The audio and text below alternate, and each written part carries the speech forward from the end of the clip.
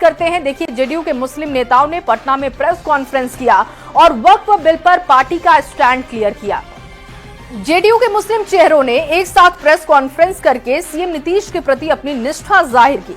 JDU प्रवक्ता ने बताया कि जेडीयू ने जेपीसी के 5 सुझाव जो उन्होंने दिए थे वो मान भी लिए गए और सभी सुझाव मान लेने के बाद जेडीयू ने वक्फ संशोधन विधेयक का समर्थन किया है। आपको रिपोर्ट दिखाते हैं और उसके बाद इस खबर को विस्तार से समझाएंगे।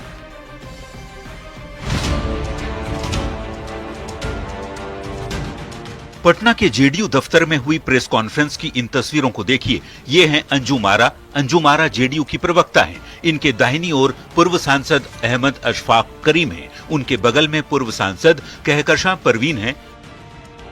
अंजुम आरा की बाईं तरफ जेडीयू अल्पसंख्यक प्रकोष्ठ के अध्यक्ष अशरफ अंसारी हैं।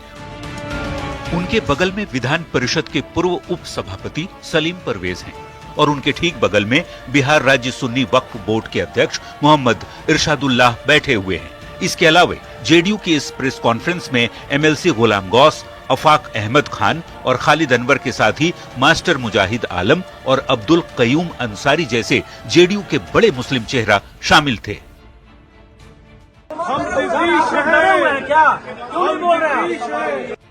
जेडीयू के मुस्लिम चेहरों ने प्रेस कॉन्फ्रेंस कर ये साफ कर दिया कि नीतीश मुस्लिमों के हितैषी हैं और ये उनके साथ हैं। किसी ने भी कोई इस्तीफा नहीं दिया। सब लोग माननीय मुख्यमंत्री श्री नीतीश कुमार जी के नेतृत्व में आस्था विश्वास व्यक्त कर रहे हैं और हम लोगों को उम्मीद है कि माननीय मुख्यमंत्री जी जो भी कार्य करते हैं इस समाज के हित के लिए किए हैं। उन्होंने बहुत सारा काम किया है।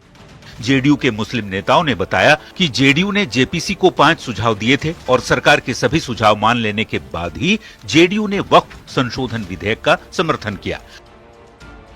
5 सुझाव हम लोगों ने दिया था जेपीसी के समक्ष और वो 5 सुझाव बिल में इनकॉर्पोरेट बिल में उसको लाया गया तो हमारी पार्टी ने समर्थन दिया। प्रेस कॉन्फ्रेंस खत्म होने के बाद जेडीयू दफ्तर के बाहर भी इन मुस्लिम नेताओं ने साफ कहा कि वो नीतीश कुमार के साथ हैं। कोई नाराज नहीं है। सब लोग जनता दल यूनाइटेड के सिपाही जनता दल यूनाइटेड के माननीय नीतीश कुमार जी के साथ हैं। मेरे नेता आदरणीय नीतीश कुमार जी हैं। नीतीश कुमार जी का जो भी सुझाव था उन्होंने दिया और मैं नीतीश कुमार के साथ खड़ा हूँ।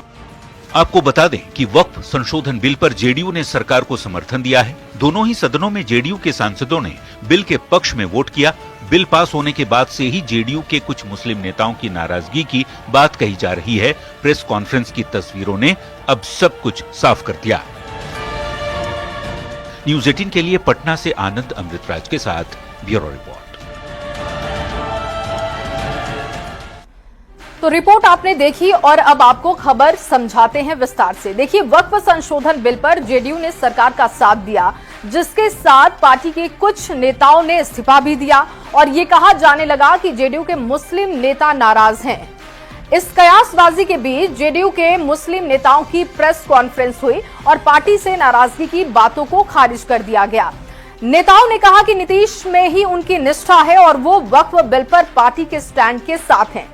अब ये जानना जरूरी है कि प्रेस कॉन्फ्रेंस में कौन कौन से नेता शामिल हुए थे और उनका पार्टी या बिहार की राजनीति में क्या कद है। तो आइए इसे भी विस्तार से समझते हैं।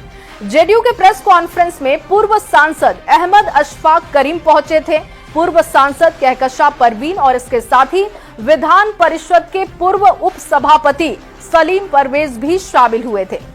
इसके अलावा 2024 में लोकसभा उम्मीदवार और पार्टी के पूर्व विधायक मास्टर मुजाहिद आलम भी पीसी में शामिल हुए थे। इसके अलावा भी जेडीयू के कुछ मुस्लिम नेता पहुंचे थे। इन 3 नेताओं के नाम भी आपको बता देते हैं। देखिए, एमएलसी गुलाम गौस पहुंचे थे पीसी में, अफाक अहमद खान वो भी पीसी में पहुंच गए थे और खालिद अनवर भी प्रेस कॉन्फ्रेंस में दिखाई दिए। बता दें कि गुलाम गौस को लेकर कई तरह की बातें हो रही थी, लेकिन उन्होंने पीसी में शामिल होकर स्थिति को साफ कर दिया कि वो नीतीश कुमार के साथ हैं, क्योंकि लगातार उनकी नाराजगी की बातें सामने आ रही थी।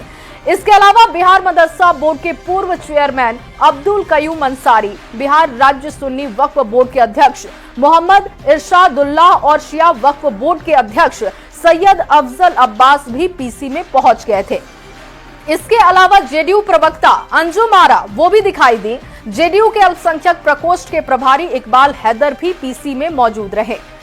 अब ये जानने की कोशिश भी कर लेते हैं कि हाल के दिनों में किन नेताओं ने जेडीयू से इस्तीफा दिया, क्योंकि ये चर्चा का विषय है, तो उनके नाम भी आपके सामने रख रहे हैं। देखिए, राजू नैयर, मोहम्मद नवाज मलिक, कासिम अंसारी और मोहम्मद तरबेज सिद्दीकी अली के साथ कुछ और नेता हैं जिनके इस्तीफे देने की खबर सामने आ रही है, लेकिन पार्टी की तरफ से कहा जा रहा है कि इनका कद कोई बहुत ज्यादा नहीं है, इसलिए चर्चा का विषय नहीं होना चाहिए।